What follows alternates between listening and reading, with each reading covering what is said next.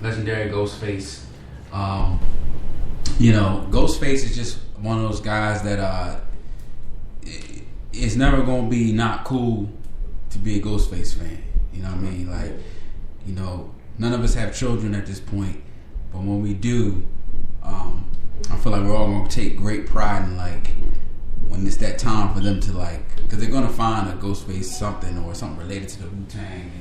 You gonna find great pride in being like, oh, this is Ghostface. Like, this is thorough stuff. You know what I mean? This ain't no flim flam. Like, it's something to be said with, like, none against Nelly or, like, Ja Rule, but, like, Ghostface is one of those, like, sincere artists that never compromised his ruggedness. Like, I'm gonna be rugged. I'm gonna be a New York street dude. I'm gonna talk about what I'm gonna talk about. I may be questionable at sometimes with the stuff with my language, but it's gonna be me. And just trust my art. I'm not gonna lead you wrong. Like, if you tap into what I'm saying, you'll get it. And no diss to, like, the Nellies and all that stuff, because that we need that too. Like, the pop records, you need that stuff. But those, house cleaning music. There you go. Music. That's a new term, house cleaning music. House cleaning like Drake, I listen to the album while house cleaning, bro. Hashtag. It didn't motivate my life. House cleaning music. Help me clean my house. But I gotta give it to Ghost, man. You know what I mean? I'm not even playing the records from Ghost. I just wanted to speak on him. And he's still sharp, man. He's still one of them dudes. Yeah. Still one of them dudes. That's fun. Ghost my number 2. But you took my number 2. That's exactly what I was gonna say. I was gonna say Ghost, and you're right about don't have kids now, but they gonna hear about Wu-Tang and Ghostface Killer. That's why I was shocked that Action Bronson went out there and like last year was like, he ain't like me. So I'm like, man, you don't know that Ghost got an army, a Wu army around the world. That's like, he that boy. Right. And so I think Action Bronson probably was a little high or something. Or he was so nervous or something that he's on ESPN. He just blurted that out. You know what I mean? He got white boys that are murk white boys. What's so classic about Ghost was his response. He was like, listen, man. I think we can disappear now. You can no longer exist. I think what Action Bronson was an old school song. Slow jam. Over a slow jam. Yeah. he threatened your life over a slow jam. I think with Action Bronson, I think he was just, like you said, nervous. I think he got tired of comparisons, because I mean, me and Brandon saw Action Bronson before he really blew up. And and he was always, real. You can tell he's real down to earth dude. But I think he just got tired of comparison. Because me, I mean, outside of the voices, I mean, their tones are very similar. But I mean, their rap style, as far as their topics, whatever they talk about, completely different. So I can always distinguish the two. But the casual listeners like, oh, that's Ghost. You know what I mean? I think he just got. I think it was just that tipping point where somebody mentioned Ghost once again, and I think he had to try to put himself in that lane, but he did it in a way that came off highly disrespectful. To a legend. You know what I mean? And as you saw, he apologized, but I mean, damage was already done because once Ghost heard it, that was all. It's over. You know what I mean? And Ghost was like, I gave you he said, I gave you, what did he say? Gave you a pass. I gave you a pass the first time. Remember he said, how he had him calling him Mr. Ghost? He's like, Ghost was like, my man was like, yo, you split that new joint? He was like, no, that wasn't me. I gave you a Ghost pass. The people coming to me like, yo, I said I heard the new records. Ghost is that guy. He said he showed love to me in front of my face, then didn't get on TV and disrespect me in front of millions.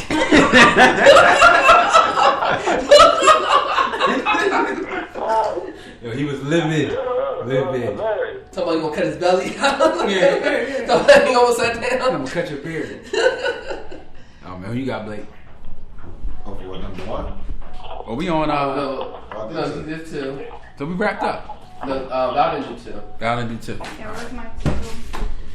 Ja Rule? No. He love you. He did not make my artist list. He's house cleaning music. House cleaning music. Well, it started in 2000, yeah. House cleaning music. Okay, my number 2 is Big Pun. because he progressed so much as an artist that year, and his death was such a shame. We missed out on some good music. Yeah, Pun. Some good music. That was like really. I was devastated. Yeah, it was like tough. Aaliyah would die a year later, but it was unexpected though. Yeah, you know what I mean.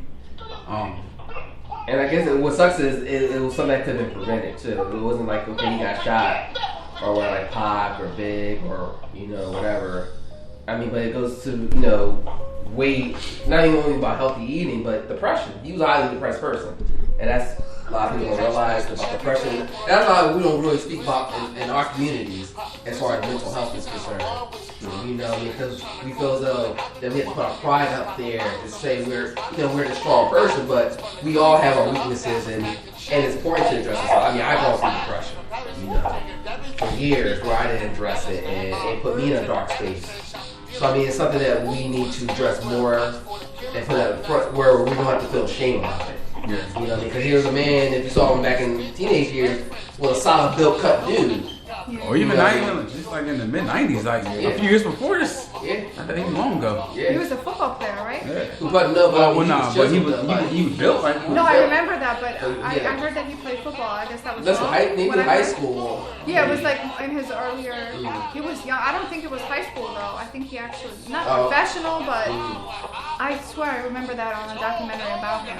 Oh, he's in great shape though. And then when he became obese and his health issues kind of started taking over, that was really the big decline. And in that documentary you were talking about, Lorenzo, you could see his heart kind of actually beating. He was like in the pool with his family, and it was very upsetting because you just knew like that was, and he did end up dying within days of when that was filmed. Yeah. I'll follow you up. So we're going on number ones, and my number one artist is definitely Big Pun for this year.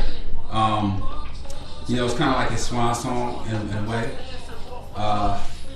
Lyrically, he was already like respected at this point, and he was just reaching new heights, man. Like got the Grammy, you know what I mean? Like reaching plateaus for I just remember like J-Lo at reaching that lane, and then like having Pun there.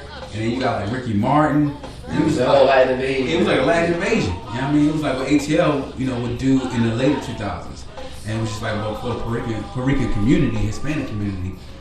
But yeah, Pun to me was no doubt, when I was doing my list, it was like, Pun number one, absolutely with a bullet. Like, number one. No doubt. Yeah. Over Nelly?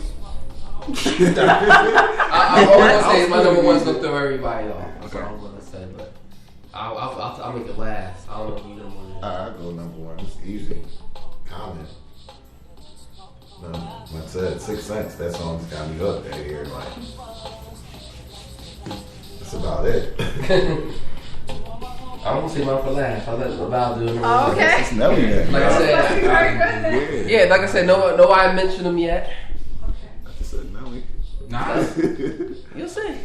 Oh shit! Don't say Nas.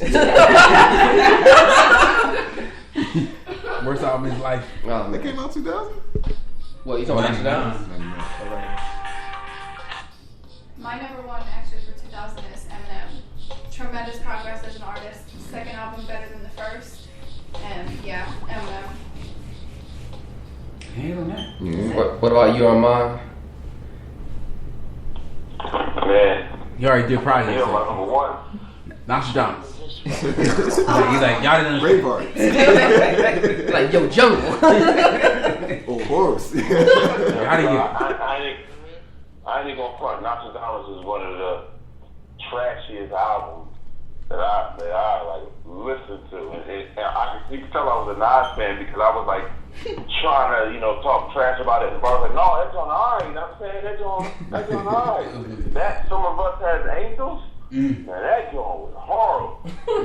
So Just the beats, yo. Just the beats. I can't even front on that. I was a little blinded when I was younger, and this was like I was such a Nas fan, but that was trash. I mean, I can't even promote that. You know what I'm saying? But for my number one dude, I'm gonna go with this is for this year, these albums. I ain't gonna go for the whole year, everybody. But that number one dude is Prodigy. I'll put Prodigy right there because Cool. I was reading the source one time, and the source said that one of the most quoted rapper was in other people's lyrics was Prodigy. And I remember I read that. I would never forget that. Like I said, he was the most quoted rapper out of all rappers. Then it was like, I think it was like Big or something after that. But that many people quoted him when they raps. Yeah. You know, that's why he said he's trying to speak the dumb language with that stuff. And he was copying their language. You know what I'm saying? So had to go with my MP. And actually, I had this debate not too long ago, like in the '90s, who was better, Jay-Z or Prodigy? And people was like laughing at me, like, Jay-Z easy. I was like, no, it wasn't easy. No comparison, yo. Back in the day, Prodigy was spitting that work. Now, yeah, you could say Jay-Z way better. But in the '90s, when I was in high school, nobody was saying that Jay-Z was better than Prodigy because Jay-Z was still in the shadow of, Big and all that, and Nas on them. So he wasn't who he is now. But I would have went with Prodigy in the '90s, and I could go song for song. And lyric for lyric against Hope. So my man P was my favorite MC for that year. Commend it, man. Commend it. My man wasn't even mentioned. My man didn't even have an album. But my number one artist for 2000 was Dr. Dre. And I'm gonna explain why before I actually look. What? Yeah, I'm gonna tell you why. Okay. Y'all forgetting about the Up in Smoke tour in 2000, one of the highest grossing hip hop tours of all time. That's my one argument. Two, with Eminem and Snoop in them? Yeah, Eminem, Snoop, Cube. So you got that right there. He's actually to produce the Marshall Mathers LP. He reunited with Cube on his album that dropped in 2000. Hello on the joint. He pretty much resurrected Snoop's career, with the Last Meal album. He also had a heavy hand on that. So he didn't have an album, but remember he had an album the year before, prior to 2001, which spawned into the Up in Smoke tour. You know what I mean? Like I said, one of the highest grossing tours, period, in hip hop history. And his hands were everywhere that year. Even during that year, I think that year he grossed in 2000, I think about over $50 million. Just off the tour alone, without dropping an album. Yeah, so. Not Rocky Mike, what's the joint? That is on Jay-Z DMX. On the tour. Jay-Z DMX. Oh, yeah. I thought it was 99. That was 2002? That was 2000. Oh, yeah. That was with the Def Jam joint. Yeah. Right, I don't know about put him as an artist. Well, I'm talking about artists for what he did. I'm not talking about no albums, though. He didn't drop no albums, but as far as what it was done in 2000 with that tour and him on the executive producing level. You know what I mean? He was also on the M album. He was on the Snoop's album. He was on Cube's album. So I mean, his influence in the back scenes, even though you could argue he was more producer role, but his fingerprints were all over those albums. Yeah, definitely more producer role. Yeah, but I still give him an artist just off the tour standpoint. Yeah. All right. So you got. It's just like when I put comedy. Yeah, you did a puff. You did a puff spin. Did a puff spin? What do you mean? Okay. There's no way out. Okay, I give you that. But remember, he produced Jay's Volume 1 on that one. He Missy's had Missy stuff. I mean, he had fingerprints everywhere too. Victory. So I had to say that song Victory. All right, man. So before we conclude the night, we got to give the grade. This is the final. This is the cause. This is the end all be all. Our final grade for this year in hip hop. So the grade is F. You can go F. You can go like A+. So or you can give a number. You can give us a number. It doesn't matter. What do you think the grade of this year was in hip hop? I'll go first. I go a letter grade. I go a B-. That's exactly what I thought. Really? That's so weird. I swear to God. That's exactly what I wrote. It was leading up to a great year, because the year after that was a great year in hip hop. So I'd give it a B- because that's when Bleak came at Nas, and Nas freestyle dropped that year over the Rakim beat. 01. Yeah. That was 01? I thought it was 01. That led up to that whole thing though, but because the bridge on top ended that year. Yeah. So we had that. Nas had a couple hits. There's just a lot of good hip hop that year. So I'll give it. It wasn't great, but I'll give it a B-.